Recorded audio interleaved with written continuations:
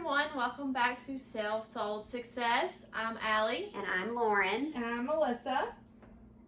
And today we're going to be talking about what home buyers need to know. Yeah, we've got a lot of good information for you. So I will go ahead and get started with the first obvious choice. Choose your realtor wisely. Obviously, if you are in the Triad area of North Carolina, give one of us a shout out. We would love to help you. But if not, ask friends, ask family. I'm sure that one of them has someone that they can recommend because we love referrals, don't we? Well, Yes. and we could also, if you wanted to contact us, we could refer We can you always refer you to someone in your area. That's absolutely correct. So, yes, choose a realtor. You do not want to go through the buying process by yourself. You want to have a knowledgeable professional by your side to guide you through every step. Yes, absolutely. And to ping off that, the buyer does not pay the buyer's agent commission. That is done from the seller's end. So that is not an expense for you as the buyer. Correct. Yeah. Another really important thing to get ahead of is to have pre-approval. You want to know what your buying power is before you go and look at homes because you don't want to look at anything over your budget and then fall in love with something that you can't afford. So you really need to have that conversation with your lender and find out, what that number is for you. What's that maximum price that you're going to have to stop at, not go over. So be thinking about that. And also, when you are working with a buyer's agent, they will give you a packet, and it has a copy of all the documents that you will be having to sign throughout the transaction. So when you get that packet, make sure you read and review all those documents and reach out to your realtor if you have any questions regarding those before you go to put in an offer and actually have to sign them. Right, yeah. It's all important stuff that we'll be sending you, so you really do need to take a glance and, carefully read over everything. Let's see, what else? I think it's important to have a list of needs versus wants. So must-haves versus nice-to-have, because you're going to run into the fact that a lot of homes have a lot of things that you like, but it doesn't have everything.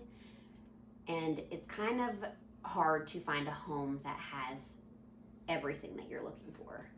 I've been working with buyers and we've run into that, and they've kind of come to a slow realization that, okay, we're not going to get every single thing we have on our list. So what are the must-haves? We must have a garage. We must have a pantry. We must have a laundry room, It would be nice to have a full walk-in shower in the master, things like that. You need to prioritize. Yes, that way you can make sure that you get your needs met and also be a little flexible if need be on your wants. Correct. Yeah. The next thing would be to know what the buyer has to pay in the transaction. So the buyer has to pay for the attorney, the loan closing costs, the proration of taxes, recording of the deed, any and all inspections that you want to have done on the property, any credit check, if you want to, if all those things during the due diligence period, and if you want a home warranty, you'll also have to cover that cost. Usually, it ends up being about 2% of the purchase price. Now, sometimes a seller will offer a home warranty, so you may get lucky, but just plan on covering that. If that's something that you're interested in, and then maybe you'll be pleasantly surprised. Another big one is make sure that you save for your down payment, and do not open any new lines of credit because your lender is going to be pulling a credit check, and you want your credit score to be the best it can be. So have a nice little nest egg saved up for due diligence to put down and your down payment, and don't go spending crazy amounts on your credit cards. Yes. And another thing to keep in mind is it's okay to change your mind. So if your wants and needs change as you start looking at houses, that's okay. Just communicate that with your realtor. And it's also okay if you schedule showings and you just pull up in the driveway and you automatically know that you're not interested. It is okay to tell the realtor, no, there's no need to walk into this one. And they will gladly move on to the next one. Oh yeah, I've had that happen several times where it's just not the neighborhood that, you know, we thought it was going to be, or pictures can be deceiving sometimes. So, you know, I've had my clients say, I don't even want to go in. And I'm like, you know what, that's fine. Let's just roll on out of here on to the next one. So, I mean, we do not take it personally. It's not a waste of our time. You know, sometimes when you pull up, things are just different than what you were expecting, and that's okay. That's happened to me before. Oh, yeah. When I was looking for a house. Yeah. We pulled up and we told the agent, we're not interested Yeah. in even getting out of the car. Correct. We can keep going. Yes. Yep. So don't feel like you have to go through the whole process just because you scheduled the showing. Right.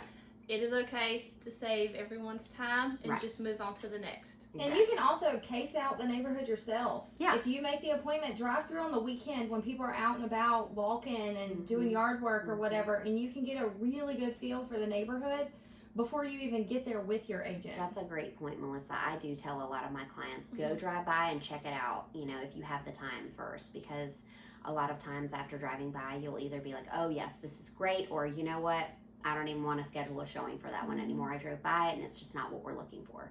So that was It saves everybody time. Yes, Yourself, absolutely. I mean, well, we're here for you, so Yeah. it doesn't matter, but it saves you time. Yeah. More Everyone's time importantly. is valuable. It is. So. It is. Yes.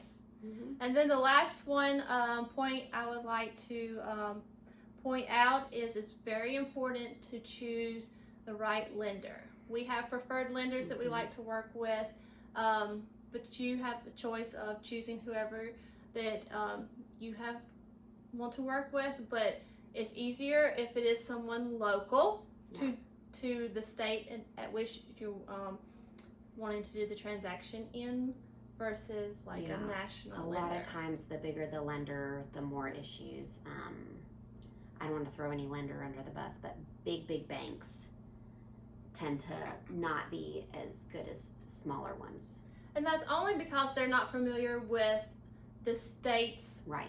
rules and Specifically. regulations. Well, Yes. and more specific than states. that, there's a lot of miscommunication within their departments because they're so big that they don't talk and they don't communicate. So one person on the loan might be asking for one thing and the attorney's already sent it to them and somebody else hasn't communicated it, and so they're asking me or they're asking the client, you know, hey, we need this. And so the client and I are frustrated, like, I thought that was already done, and we reach out to the attorney and the attorney's like, we already sent that. So I just feel like the communication gets lost the larger the lender you go. I've experienced that numerous times. So But that's not to say we can't use them. Right, I It mean- just might be a little bit more Smoother of a process. Right. Might be a few more steps involved. yeah, a little bit more frustrations on your end. And it'll get done one way or another. We'll get it Yes. closed, but yeah, just to have a stress-free as possible process. Generally, a smaller lender, and you know, shop around, compare your rates. That's really important right now. So, Right. so yeah.